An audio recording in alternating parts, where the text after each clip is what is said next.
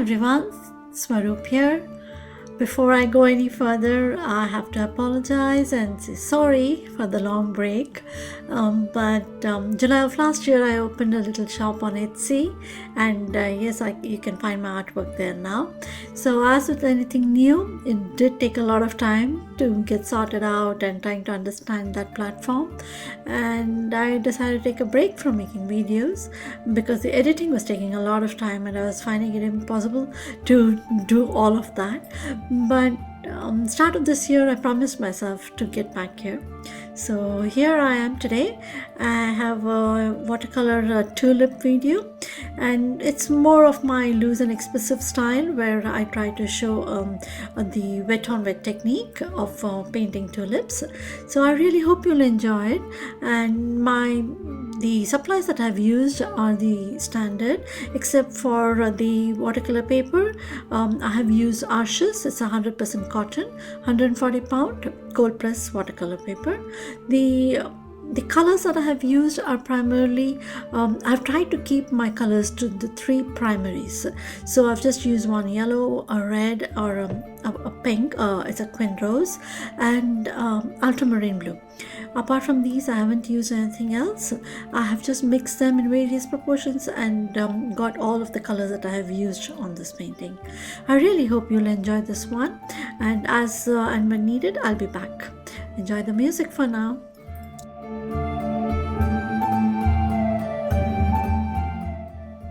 So to begin, I dampened my brush and I kind of drew the tulip with just plain water. As you can see, the water is kind of pink, and that's because I kind of tinted the water a little bit so that you could see it on camera. But generally, you just need to use plain, clean water for this, so that when you drop in your pigment, it spreads on its own, and you don't need to fuss with it. Just leave it. Just drop your pigment and leave it at that. Let them dry, and then go back in and add your details. So that's how I have tried to approach this particular painting. But as you can see, I drew it first with just plain water, a general shape of a tulip, and then went about dropping my pigment. And as I felt that they had spread enough, went back, dropped a little more. So that way they blend on paper rather than on your palette, and that gives a new freshness to the entire painting. And you will be seeing me do that throughout the painting. Even for the greens, I have gone ahead and used yellow. First I used yellow, and then I went back and I added the blue, so it kind of mixed itself on paper, making it green. So try this way of painting. That way you have a more fresher looking painting rather than having colors all muddied up on your palette.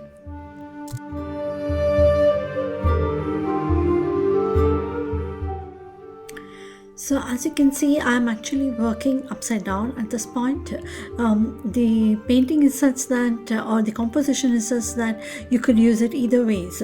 So you could either have the tulips facing up, or you could have it facing down. So that is what I had in mind when I started this, and I thought to myself, let me see as it goes, how it goes, and if I find that better, then I would just add the sentiment to the lower bottom or the left of the painting. So that's why you see me turning the painting, so that I was trying to work on it in such a way that it would be appropriate either ways. I mean, I could use it either way. So I was just trying to fill and make the composition beautiful, or just visually correct. So that's why you see me turning the paper often in this particular painting.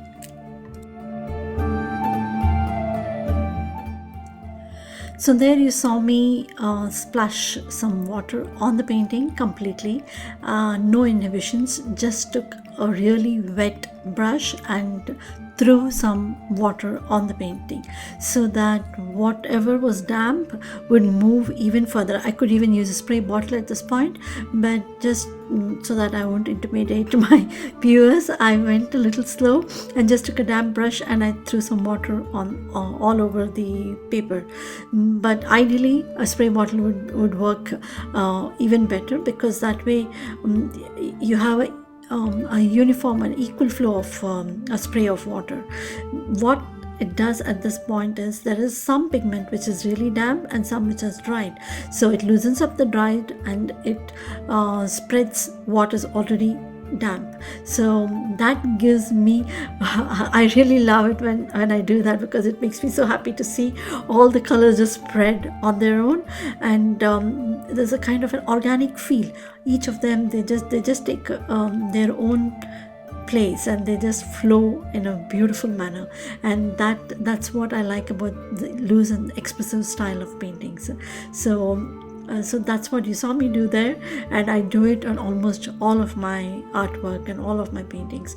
It somehow transforms the entire painting to a whole new level. I feel something that was really static till that point suddenly becomes all organic and flowy and visually far beautiful than it was prior to the spray. So feel free with using mortar if you really like my style of painting, and I think that is why you're here, because you wanted to see this. And this is what I do for almost all my paintings. Right during almost halfway to the painting, I suddenly feel the urge to just take some water and just splash it on it, and then just drop in some pigment and let it all run loose.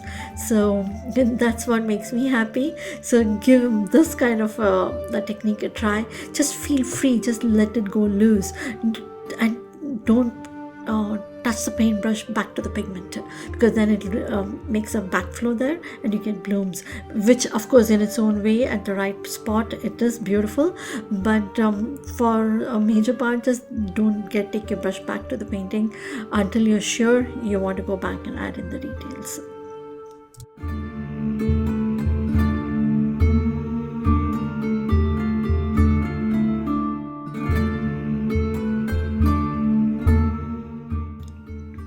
So now at this point, I'm now adding the darkest of the darks.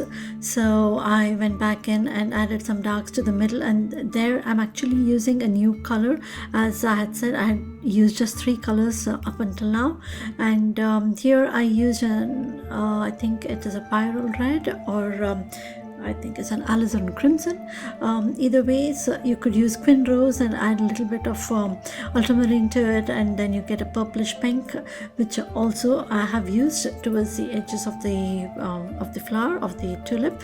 So you could still stay within those 3 colors that we chose initially, and continue to finish the painting. So here I've added ultramarine for the darkest of darks, and I'm almost nearing the completion. I'm just adding the final few details, trying to carve out, doing some negative painting there, and I'm almost ready to call this one done.